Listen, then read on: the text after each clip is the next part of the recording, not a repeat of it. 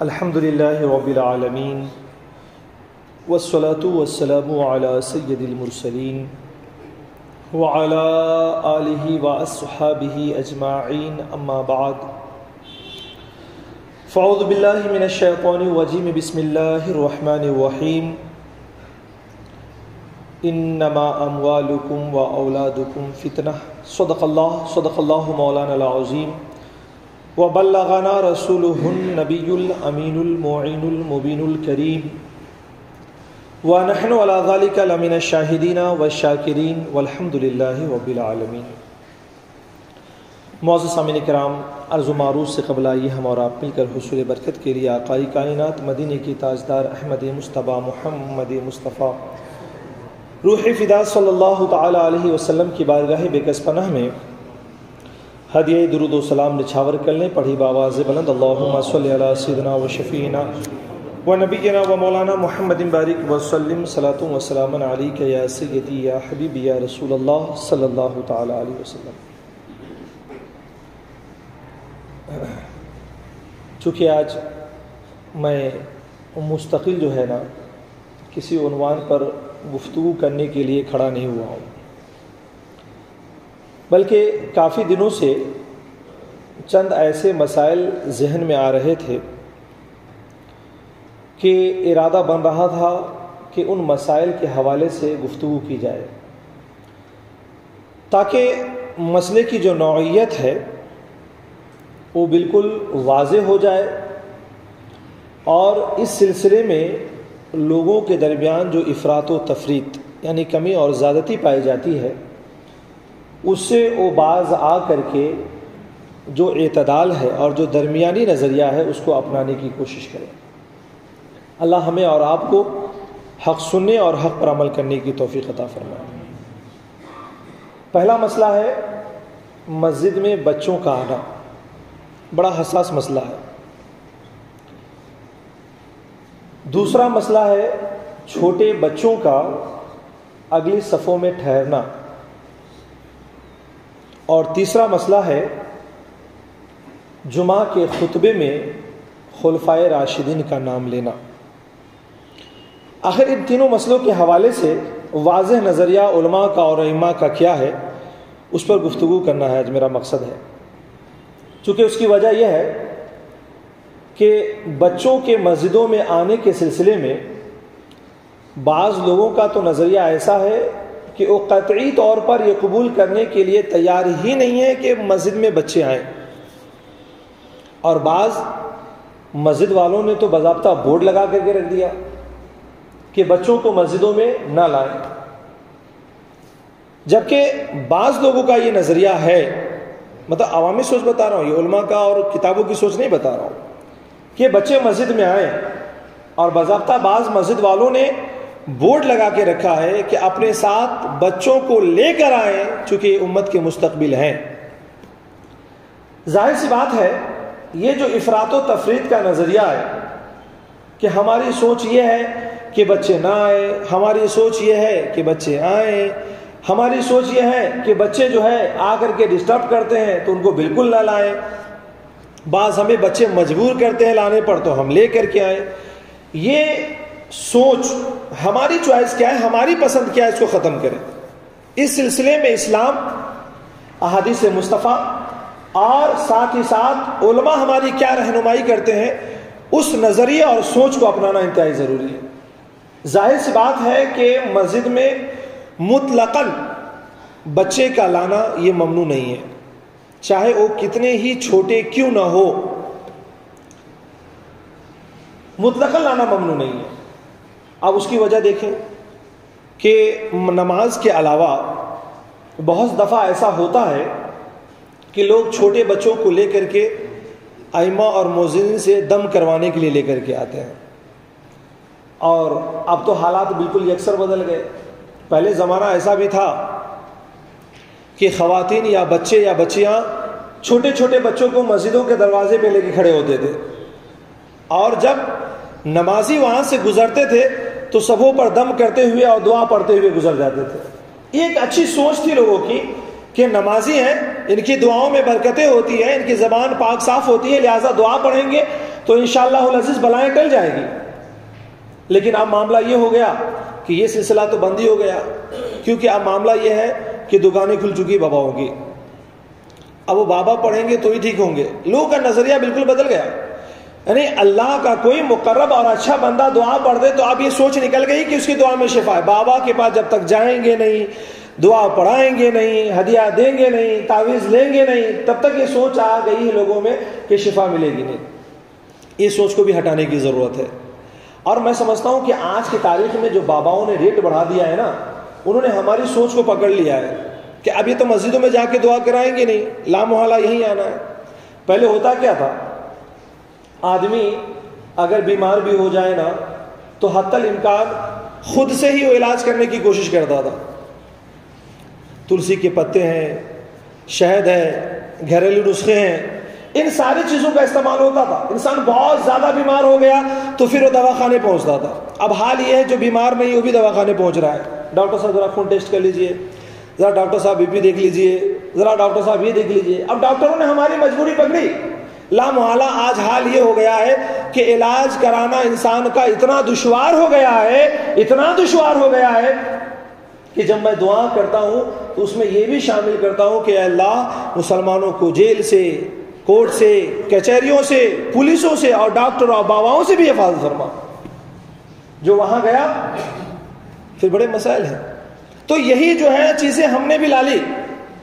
دعاؤں کے معاملے میں بھی لا محالہ چھوٹے بچے کا لانا از روئے شرع کوئی غلط نہیں ہے, اگرچہ اس کو دعا وغیرہ پڑھانے کی نیت سے لاتے ہوں, مگر یہ خیال رہے چونکہ چھوٹے بچے کو جب لاتے ہیں لوگ تو اس طرح سے لپیٹ کر اور کپڑا پہنا کر لاتے ہیں کہ مسجد میں کسی بھی قسم کی گندگی کا پھیلنے کا کوئی اندیشہ نہیں ہوتا ہے. لہٰذا اگر یہ اندیشہ نہیں ہے تو کسی بھی عمر کے بچوں کو کسی بھی کام کے لیے مسجد میں لانے میں از روئے شرع کوئی منع نہیں ہے, بالکل جائز اور درست ہے. لہٰذا لایا جا سکتا ہے. اس کے علاوہ بھی اور بھی کچھ مسائل ہو سکتے ہیں کہ جس کی بنیاد پر چھوٹے بچوں کو لایا جا سکتا ہے.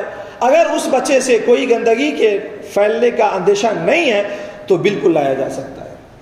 اب رہی یہ بات, ہاں اس کے حوالے سے آپ دیکھ لیں, اب مسجدوں میں نماز کے لیے بھی آنا ہے یا کسی اور بھی آنا ہے تو یہ بچوں کا لانا مطلقاً کوئی غلط نہیں ہے. ایک حدیث پاک دیکھیں, چونکہ حضور صاحب شرع ہیں, ان کا معاملہ الگ ہے, مگر سنتوں سے جو چیزیں ہمیں ملتی ہے اس کو رہنمائی کراؤں کہ حضرت قتادہ رضی اللہ تعالیٰ عنہ ارشاد فرماتے ہیں, روایت کرتے ہیں کہ ان رسول اللہ صلی اللہ علیہ وسلم کانا یصلی, کہ نبی کریم علیہ الصلوۃ والسلام نماز پڑھا کرتے تھے, وَهُوَ حَامِلٌ أُمَامَةَ بنت زینب بنت رسول اللہ صلی اللہ علیہ وسلم, اور حضور حالت نماز میں ہوتا یہ تھا کہ امامہ بنت جہش بنت زینب جو کہ حضور کی نواسی ہوتی تھی, حالت نماز میں اللہ کے رسول صلی اللہ علیہ وسلم ان کو اٹھائے ہوا ہوتے تھے. اور پھر ہوتا یہ تھا کہ فَإِذَا سَجَدَ وَضَعَهَا, کہ جب حضور سجدے میں جاتے تھے تو حضرت امامہ کو کنارے میں رکھ دیتے تھے, وَإِذَا أَقَامَ حَمَلَهَا, اور جب حضور کھڑے ہوتے تھے تو حضرت امامہ کو گود میں اٹھا لیا کرتے تھے. ظاہر سی بات ہے کہ یہ جو فطری محبت ہے یہ اس کا اظہار ہو رہا ہے, لیکن اس سے یہ بھی معلوم ہوتا ہے کہ اگر بچیوں کا اور بچوں کا اگر مسجد میں آنا ممنوع ہوتا تو نبی کریم صلی اللہ علیہ وسلم منع فرما دیتے, نہ یہ کہ حالت نماز میں بچے کو گود میں اٹھا لیتے. معلوم یہ ہوا کہ اگر نماز میں توجہ بچوں کی طرف ہو تو بھی نماز ہو جاتی ہے, اور اگر یہ توجہ رسول کریم کی طرف چلی جائے تو نماز کیسے نہیں ہوگی. جیسا کہ کچھ لوگوں نے لکھ دیا کہ اگر نماز میں نبی کا خیال آ جائے تو گدھے اور چپایوں کے خیال سے بدتر ہے, نعوذ باللہ من ذالک. نبی کے خیال کے بغیر تو نماز ہو ہی نہیں سکتی ہے. جب تشہد پڑھیں گے تو سلام میں کہاں پڑھیں گے آپ, السلام علیکہ ایھا النبی, نبی کا تو خیال آنا ہی آنا ہے. بعض صورتیں وہ پڑھیں گے کہ جس صورتوں میں نبی کی عظمتیں بیان کی گئی تو خیال آنا ہی آنا ہے. تو اب یہ دیکھیں کہ معلوم یہ پڑتا ہے کہ مطلقاً اگر بچوں کا مسجدوں میں آنا اور لانا ممنوع ہوتا تو آقا کائنات صلی اللہ علیہ وسلم حضرت زینب کو منع فرما دیتے کہ زینب بچوں کو مسجدوں میں نہ بھیجا کرو, بلکہ بچے آ گئے ہیں تو اللہ کے رسول نے حالت نماز میں گود میں اٹھا لیا ہے. اب ایک دیا اور حدیث پاک دیکھیں, یہ حضرت عبداللہ رضی اللہ تعالیٰ سے مروی ہے. فرماتے ہیں کہ کان النبی صلی اللہ علیہ وسلم یخطبو، کہ حضور نبی کریم صلی اللہ علیہ وسلم خطبہ ارشاد فرما رہے تھے ممبر پہ ٹھہر کر کے، نماز جمعہ کا خطبہ. ہوا یہ کہ فجاء الحسن والحسین رضی اللہ تعالیٰ عنہما، کہ حسن اور حسین رضی اللہ تعالیٰ اسی درمیان آ گئے. علیہما قمیصان احمرانی، اور حضرت امام حسن اور حسین پر سرخ رنگ کے قمیص تھے، دونوں قمیص پہنے ہوئے تھے. یعصران فیہا، اور حضرت امام حسن و حسین قمیص کو پہننے کی وجہ سے گر رہے تھے. شاید ہو سکتا ہے کہ بڑا رہا ہو یا یہ کہ وہ ڈھیلا رہا ہو جس کو سنبھال نہ سکے ہو، تو حضرت امام حسن و حسین گرنے لگے. تو راوی بیان فرماتے ہیں فنزل النبی صلی اللہ علیہ وسلم فقطع کلامہ، کہ اللہ کے رسول صلی اللہ علیہ وسلم منبر مبارک سے نیچے اتر گئے اور اپنی گفتگو کو روک دیا. اور پھر ہوا یہ کہ حملہما، حسن و حسین کو گود میں اٹھا لیا. ثم عاد الی المنبر، پھر نبی کریم علیہ الصلوۃ والسلام منبر کی طرف تشریف لائے. اور ثم قال، پھر نبی فرماتے ہیں کہ قال، فرماتے ہیں کہ صدق اللہ، اللہ نے سچ فرمایا. انما اموالکم و اولادکم فتنہ، کہ اے لوگو تمہارے مال اور تمہاری اولادیں تمہارے لیے آزمائش ہے. رأیت ہذین بعثرین، کہ میں نے ان دونوں بچوں کو جب اس لباس میں گرتے ہوئے دیکھا، لم اصبر، میں صبر نہ کر سکا. اور عالم یہ ہے کہ قطعت کلامی، میں نے اپنی گفتگو کو منقطع کر دیا. وحملہما، اور میں نے ان دونوں کو گود میں اٹھا لیا. اس سے اندازہ ایک یہ بھی ہوتا ہے کہ بچوں سے کتنی شفقت ہونی چاہیے کہ حضور نے حالت نماز میں اٹھا لیا، اور حضور نے خطبے کے دوران خطبے سے اتر کر کے امام حسن و حسین کو گود میں لے لیا. اس سے بچوں کے ساتھ شفقت و محبت کے برتاؤ کا اندازہ ہوتا ہے، اور اس سے یہ بھی اندازہ ہوتا ہے کہ بچے مسجد میں آ سکتے ہیں. ورنہ سیدنا فاطمہ رضی اللہ تعالی عنہا کو اللہ کے رسول منع فرما دیتے کہ نماز کے دوران یا کسی اور حال میں امام حسن و حسین کو مسجدوں میں نہ بھیجا کرو. اب دیکھیں ایک اور حدیث مبارکہ، اللہ کے رسول صلی اللہ علیہ وسلم ارشاد فرماتے ہیں انی لاقوم فی الصلاۃ ارید ان اطول فیہا. آقا فرماتے ہیں کہ جب میں نماز کے لیے کھڑا ہوتا ہوں تو میرا دل یہ چاہتا ہے کہ میں نماز میں سورہ مبارکہ کو طویل کر دوں، میں اپنی نماز کو طویل پڑھاؤں. فاسمع بکاء الصبی، لیکن میں کبھی کبھی بچوں کے رونے کی آواز سن لیتا ہوں. سبحان اللہ. حضور فرماتے ہیں فاتجوز فی صلاتی کراہیۃ ان اشق علی امہ. حضور فرماتے ہیں جب میں بچوں کے رونے کی آواز سنتا ہوں تو اب نماز میں میرے لیے یہ بات ناگوار گزرتی ہے کہ بچوں کا رونا ان کی ماؤں پر دشوار نہ ہو جائے گا. اس لحاظ سے میں اپنی نماز کو کیا کرتا ہوں، فرمایا کہ مختصر کر دیتا ہوں. اب یہ دیکھیں کہ رونے کی آواز کو حضور کا سننا، حضور نے یہ نہیں فرمایا کہ بچوں کے رونے کی آواز سے میری نماز میں خلل پڑتی ہے، بلکہ حضور نے فرمایا یہ بچوں کا رونا ہو سکتا ہے کہ اس کی ماں پر دشوار گزرے. چونکہ حضور کے زمانے میں خواتین بھی مسجدوں میں نماز پڑھنے کے لیے آتی تھی، اور وہ ضروری بھی تھا، چونکہ ابتدائی ایام میں نماز پڑھنے کا سلیقہ پھر خواتین سیکھتی کیسے. حضرت عمر فاروق رضی اللہ تعالیٰ عنہ کے دور میں اسے منع کر دیا گیا، چونکہ ہمارے لیے قرآن بھی ہے، سنت بھی ہے، صحابہ کا قول بھی ہے، اجماع بھی ہے اور قیاس بھی ہے، سب عمل ہے. کبھی موقع ملے گا تو پھر اس پہ تفصیلی گفتگو ہوگی، مگر یہ ممنوع کر دیا گیا. آج ہمارے لیے اجازت نہیں ہے. اب دیکھیں حضور یہ نہیں فرما رہے کہ بچوں کا رونا مجھے گراں گزرتا ہے، بلکہ ماں کا دل تو بڑا نرم ہوتا ہے، وہ بچے کے رونے کو کب گوارا کر سکتی ہے. میرے آقا فرماتے ہیں ماں پر نہ گرا گزرے، میں نماز کو مختصر کر دیتا ہوں. بلکہ ایک حدیث مبارکہ میں اور جو الفاظ آتے ہیں کہ فَيَقْرَؤُ سورۃ الخفیفہ وَبِالسورۃ القصیرہ، کہ آقا کائنات جب بچوں کے رونے کی آوازیں سنتے تو حال یہ ہوتا کہ حضور سورہ کو یا تو بہت ہلکی پڑھ دے یا تو کوئی چھوٹی سورہ مبارکہ پڑھ کر کے نماز سے فارغ ہو جاتے تھے۔ اس حدیث سے بھی معلوم پڑتا ہے کہ مسجد میں بچوں کا آنا بالکل جائز ہے، اور اگر ایسا نہ ہوتا تو نبی کریم علیہ الصلوۃ والسلام یہ فرماتے کہ مجھے خلل پڑ رہا ہے، نہ یہ کہ بچوں کے رونے کی وجہ سے نماز کو مختصر فرما دیتے۔ لا محالہ اگر صرف مطلقاً مسجد میں بچوں کے لانے کا سوال ہے تو بالکل جائز اور درست ہے۔ اب رہی یہ بات کہ جو حدیث پاک میں ممانعت آئی کہ اپنی مسجدوں کو پاگلوں سے اور بچوں سے بچاؤ، تو پھر آخر حدیث پاک میں منع کیوں کیا گیا؟ تو ممانعت کی چند وجوہات ہیں۔ آپ بچوں کو چاہیں تو کئی حصوں میں بانٹ لیں۔ بچوں کی پہلی عمر وہ ہے کہ جس عمر میں بچے یہ نہیں جانتے کہ مسجد کا احترام کیا ہے، بچے یہ نہیں جانتے کہ نماز کا احترام کیا ہے۔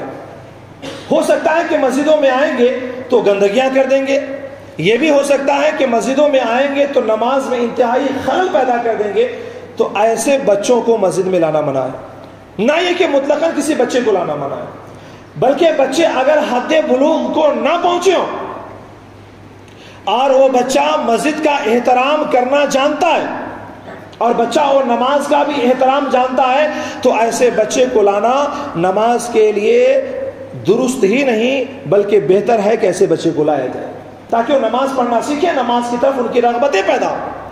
لہذا ممانعت والا جو مسئلہ ہے وہ دو وجہ سے ہے۔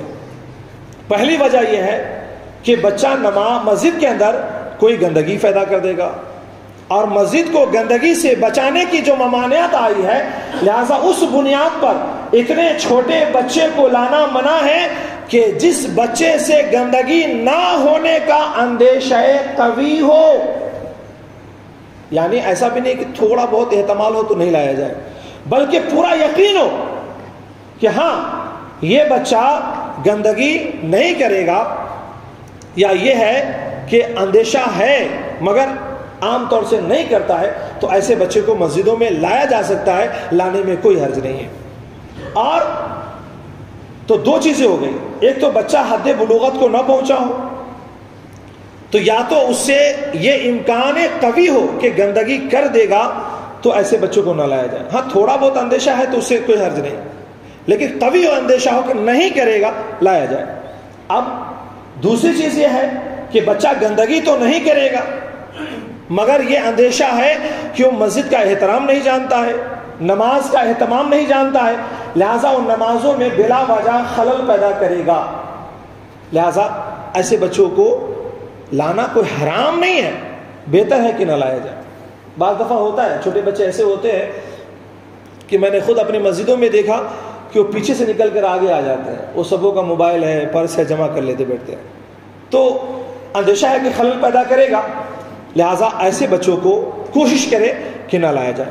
اب رہی بات کہ بچہ اگر 7 سال کی عمر کو پہنچ چکا ہے، ظاہر سی بات ہے حد بلوغت کو نہیں پہنچا ہے، ابھی اس کے اوپر نماز فرض نہیں ہے، مگر 7 سال کی عمر میں بچہ باشعور ہو جاتا ہے، بلکہ اللہ کے رسول صلی اللہ علیہ وسلم نے جس عمر میں بچوں کو مسجدوں میں لانے کی ترغیب دلائی ہے وہ 7 سال ہے، اور 7 سال کی عمر میں بچہ اتنا باشعور ہو جاتا ہے، یہی وجہ ہے کہ شعور کی بنیاد پر حضور نبی کریم علیہ الصلوۃ والسلام نے ارشاد فرمایا کہ 7 سال کی عمر کی بچوں کو مسجدوں میں لاؤ، اور بچوں سے جو ماں باپ کو بسترہ علیحدہ کرنے کا حکم دیا گیا ہے وہ بھی 7 سال کی عمر ہے، کہ جب بچے 7 سال کے ہو جائیں تو ان کا بستر علیحدہ کر دو، چونکہ اب وہ باشعور ہو جاتے ہیں، تمہارے جنسیات کی زندگی کو جان سکتے ہیں، ان پر غلط اثرات مرتب ہو سکتے ہیں، لہذا 7 سال کی عمر کے بچوں کا بستر الگ کر دو، ساتھ میں نہ سلاؤ۔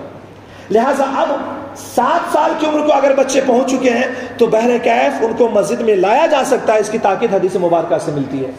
اب ہماری یہ بھی ذمہ داری بنتی ہے کہ اولاً کوشش یہ کریں کہ بچوں کی ہم تربیت اچھی گھر میں کریں، اس کو ہم مسجد کی عظمتیں بتائیں، ہم مسجد کی فضیلتیں بتائیں، کیونکہ میں جانتا ہوں کہ بہت سارے 7 سال کے بڑے بچے آ کے شور مچاتے ہیں اور بعض دفعہ 5 سال کا بچہ آ کر سکون سے نماز پڑھتا ہے۔ تو ہماری بھی ذمہ داری یہ ہے کہ ہم تربیت کریں، اور چھوٹی عمر سے نماز کی رغبت دلانی ہے، جماعت کی اہمیت بتانی ہے. لہٰذا اگر کبھی کوئی بچہ اگر مسجدوں میں آ جاتا ہے تو ہماری بھی ذمہ داری یہ ہے کہ ہم اس کا احترام کریں، اور یہ بھی ہماری ذمہ داری ہے کہ اگر وہ شور شرابے کرتے ہیں تو ہم ان کو سلیقے سے سمجھائیں.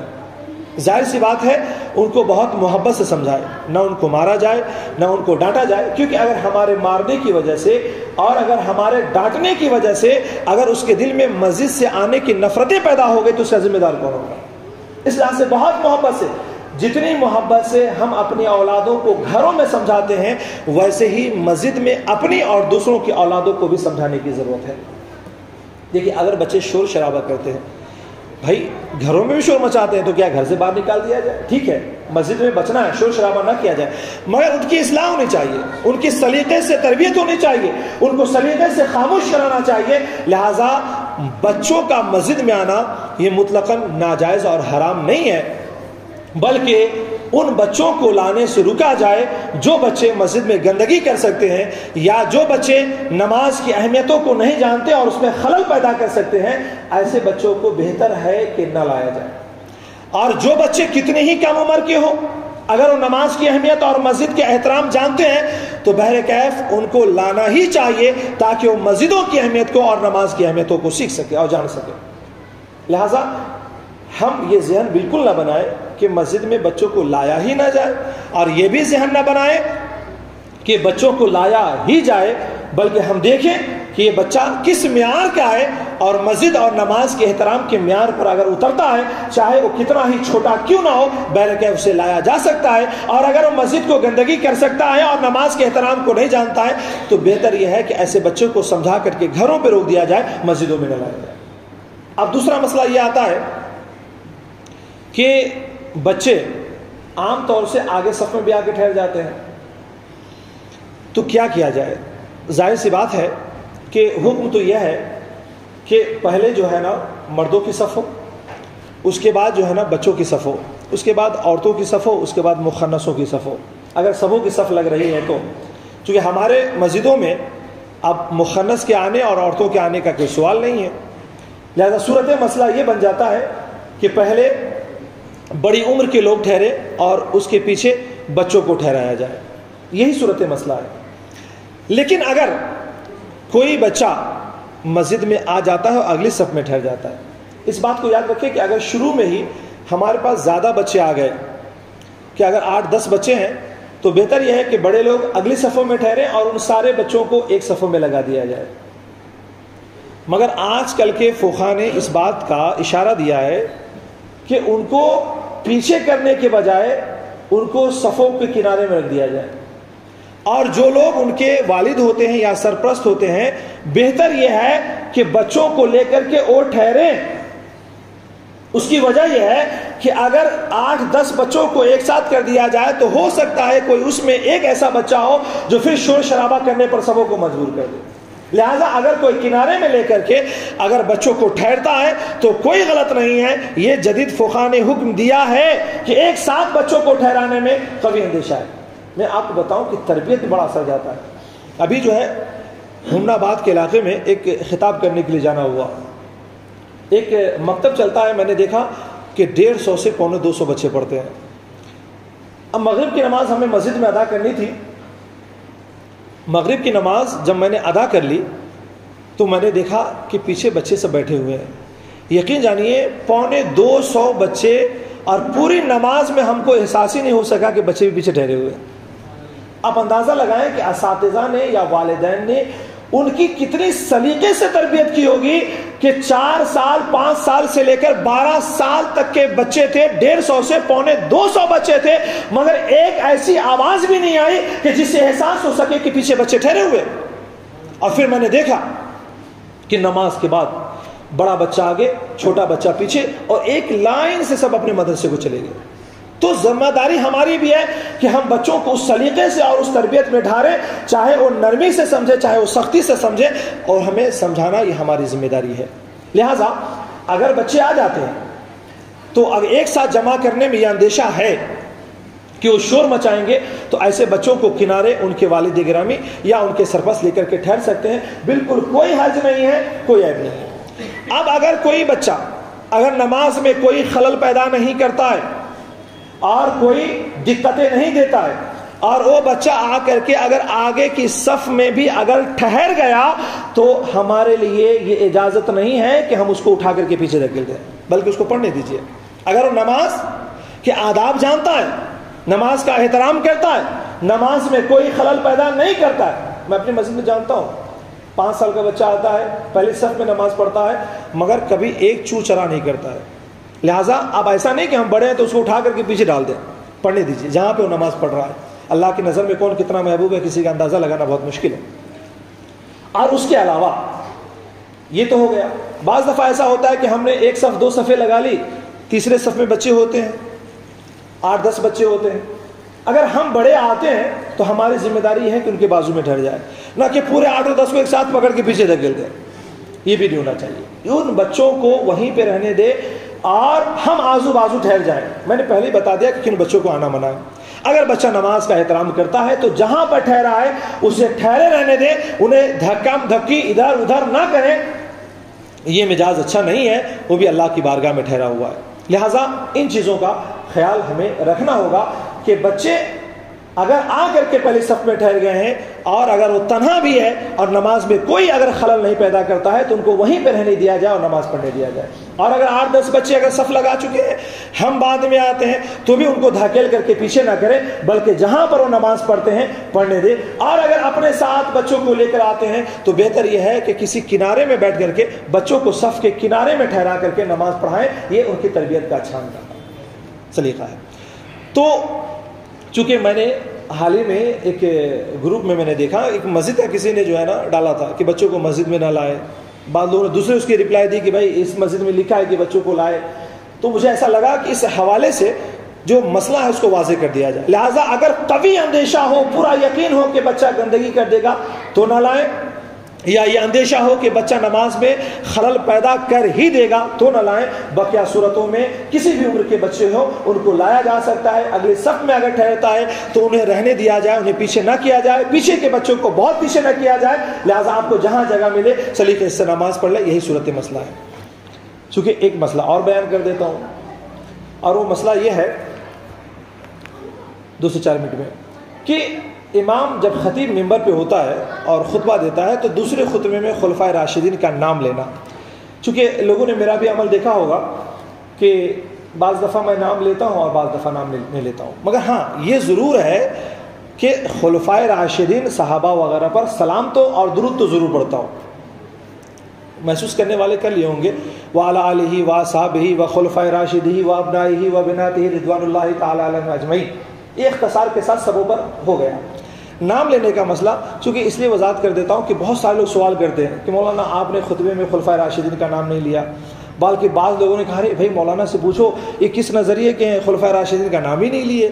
بھائی آپ ایک ہی جمعہ آ کے فیصلہ کر لیں گے تو کیسے کام چلے گا؟ جب بار بار آئیں گے پھر آپ کو سمجھ میں آئے گا کہ صورتحال کیا ہے۔ چونکہ کبھی میری اپنی مجبوری ہوتی ہے کہ وقت ہو چکا ہوتا ہے، کبھی میرے اپنے صحت کے مسائل ہوتے ہیں تو نام نہیں لیا اور یوں ہی درود و سلام پڑھ کر کے آگے نکل گئے۔ کوئی حرج نہیں، پڑھا تو گیا سب پر ہے۔ اس بات کو یاد رکھیے کہ خطبہ ثانی میں خلفائے راشدین کا یا عشرہ مبشرہ کا یا سیدہ فاطمہ امام حسن حسین کا نام لینا یہ کوئی سنت نہیں ہے۔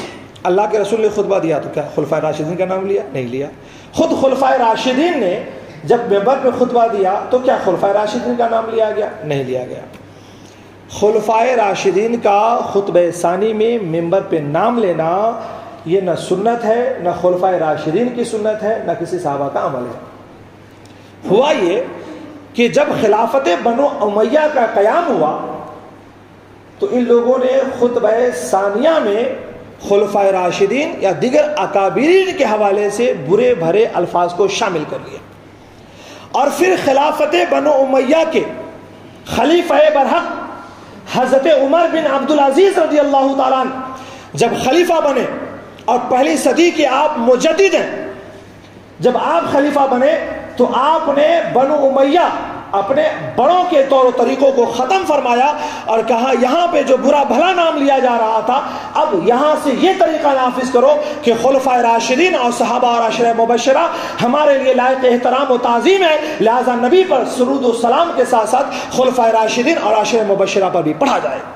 لہذا یہ اچھوں کا طریقہ ہے، اگر کوئی چھوڑ دیتا ہے تو سنت کو ترک نہیں کرے گا، اگر کوئی چھوڑ دیتا ہے تو کسی طریقے کا کوئی گنہگار نہیں ہوگا، اور اگر پڑھ بھی لیتا ہے تو ایسا نہیں کہ اجر و ثواب متعین کر دیا جائے گا۔ بس یہ اچھوں کا طریقہ ہے۔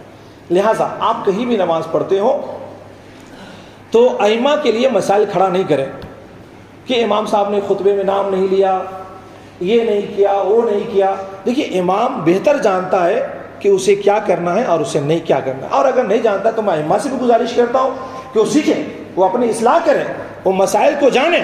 اسی لیے امام سب سے پہلے اس کو بنانا ہے جو سب سے بڑا عالم ہو۔